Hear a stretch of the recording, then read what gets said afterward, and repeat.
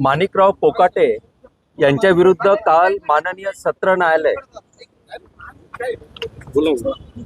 मंत्री माणिकराव कोकाटे यांच्या विरुद्ध माननीय सत्र न्यायालय यांनी काल स्वयंस्पष्ट आदेश दिलेत आणि त्या आदेशामध्ये त्यांच्यावरचा गुन्हा सिद्ध झाल्याचं नमूद केलेलं आहे आणि आदेशमध्ये स्पष्ट निर्देश आहे की आरोपी यांनी मेहरबान कोर्टापुढे त्यांचे बेल बॉन्ड सरेंडर करावेत आणि कायद्याप्रमाणे पुढील ॲक्शन व्हावी। कायद्याप्रमाणे पुढील ॲक्शन जी अभिप्रेत आहे ती म्हणजे गुन्हा सिद्ध झाल्यामुळे अटक होणे आणि तुरुंगात रवानगी होणे, यासाठी कलम 418 CRPC हा स्वयंस्पष्ट आहे।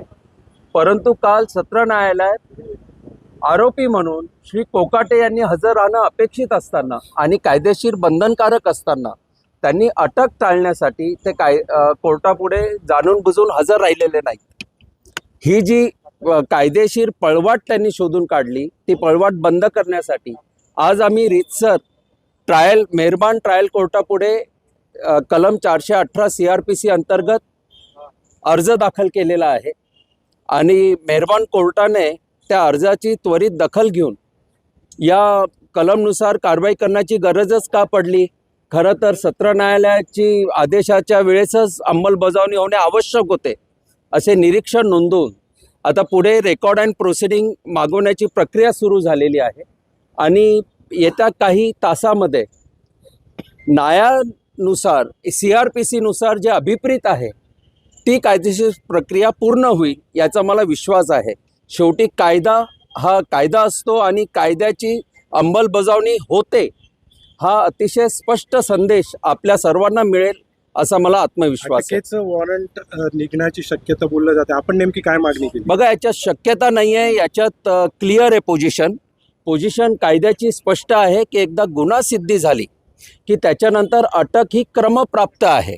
अटक हे डिस्क्रिशन नाही, हे काही निर्णयावर नाही की अटक करायची किंवा नाही करायची। अटक होणे हे क्रमप्राप्त आहे आणि त्यानुसार या प्रोसिजरमध्ये असल्यामुळे आता त्यानुसार सर्व प्रक्रिया पार पडेल असा मला विश्वास आहे। आता आपण वॉरंटची जे अर्ज दाखल केलेला आहे त्या संदर्भात काही निर्णय झाले का? निकाल येणं बाकी नाही, निकाल येणं बाकी आहे कारण की रेकॉर्ड अँड प्रोसिडिंग मला माहिती नाही की का अजून ट्रायल कोर्टापुढे गेलेलं नाही। खरं तर ते त्वरित जायला पाहिजे।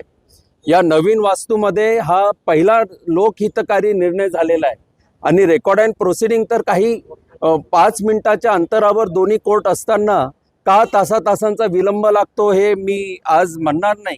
I will reserve my comments. परंतु रेकॉर्ड आणि प्रोसिडिंग आता त्वरित मागवलेले आहेत आणि रेकॉर्ड अँड प्रोसिडिंग आल्याबरोबर आदेश स्वयंस्पष्ट आहेत आणि कलमातील तरतुदी स्वयंस्पष्ट आहेत। कलम 418 CRPC अंतर्गत प्रक्रिया होणे कायद्याने बंधनकारक आहे आणि कायद्याने बंधनकारक असल्यामुळे पुढे अटक ही अटळ आहे।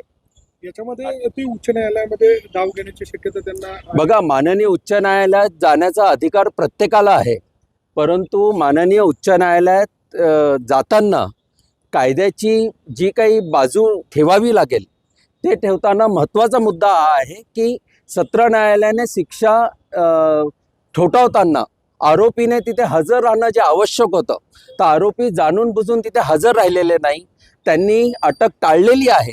हे जे मिसकंडक्ट ऑफ अॅक्युज्ड आहे, हे जे गैरवर्तन आहे आरोपीचं, हा महत्त्वाचा मुद्दा माननीय उच्च न्यायालयापुढे आम्ही सादर करत आहोत। माननीय उच्च न्यायालयापुढे ऑलरेडी आमची बाजू ठेवली गेलेली आहे आणि जेव्हा आरोपीचं मिसकंडक्ट असतं तेव्हा माननीय उच्च न्यायालय कोणताही रिलीफ देण्यासाठी हे खूप रिलक्टंट असतात। हे सेटल्ड प्रिन्सिपल ऑफ लॉ आहेत। माननीय सर्वोच्च न्यायालयाने याबद्दल प्रस्थापित कायदा आहे कारण की मेहरबान न्यायालयाकडनं जर काही आपल्याला रिलीफ हवा असेल तर you should approach court with clean hands. इथे आरोपी is running away from the lawful provision, त्यामुळे प्रकरण अतिशय गंभीर आहे आणि आपल्या सर्वांच्या वतीने मी माननीय मुख्यमंत्री महोदयांना याबद्दल आवाहन करतो। त्यांच्याकडे लॉ अँड ज्युडिशरी विभाग आहे तर त्यांनी स्वतः दखल घेऊन आरोपींचा राजीनामा घेणं आवश्यक आहे कारण की गुन्हा सिद्धी झालेला व्यक्ती हा संविधानिक पदावर असणं हा एक अतिशय चुकीचा संदेश समाजात जात आहे। माननीय मुख्यमंत्री महोदयांनी याबद्दल त्वरित कारवाई करणं आणि समाजाला एक चांगला मेसेज देणं हे आज it is need of the hour. अटक वॉरंट जर निघालं तर मंत्री किती धोक्यात येऊ शकतो?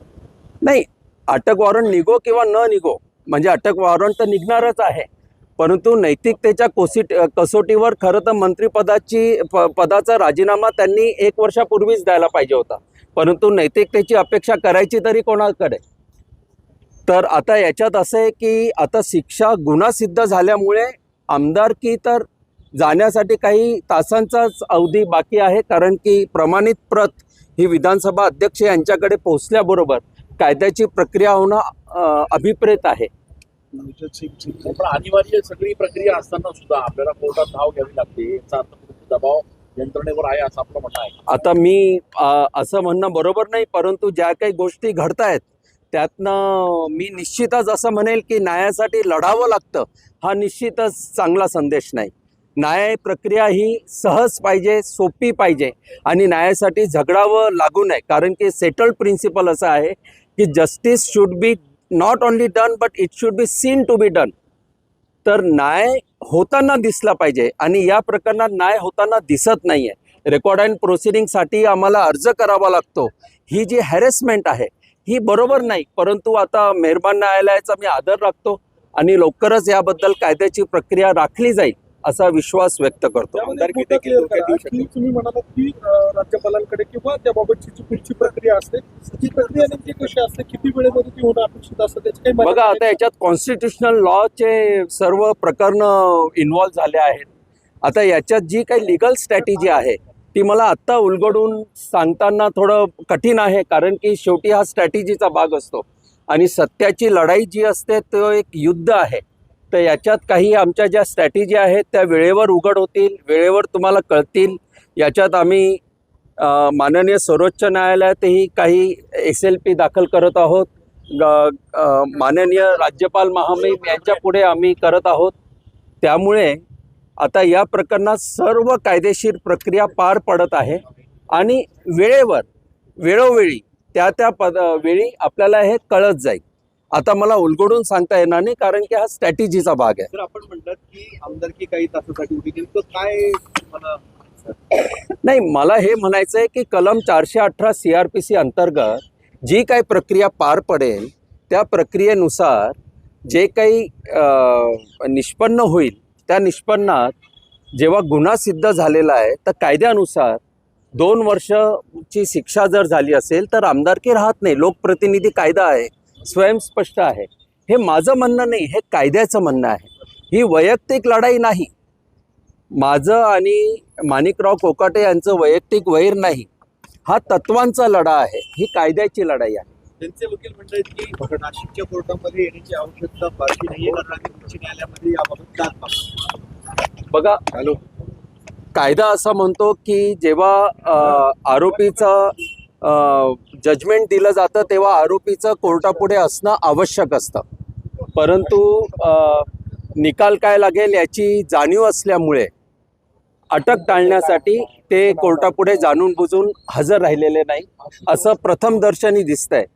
आणि माझं असं म्हणणं आहे की याबद्दल आता मेहरबान कोर्टापुढे न्यायप्रविष्ट आहे, तर न्यायप्रविष्ट असताना आता याबाबत मी जास्त बोलणं योग्य होणार नाही. बरं, 1 मिनिट, आता ज्येष्ठ विधिज्ञ आव्हाड साहेब याबद्दल काही बोलतायत.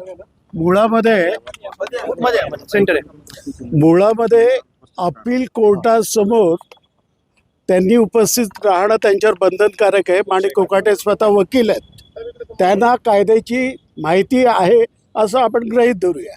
काल ते गैरहजर का राहिले आणि बरेचदा विधानसभाचं सत्र सुरू आहे असं सांगून ते प्रोलॉंग करत गेले, कारण यापूर्वीच निकाल अपेक्षित होता.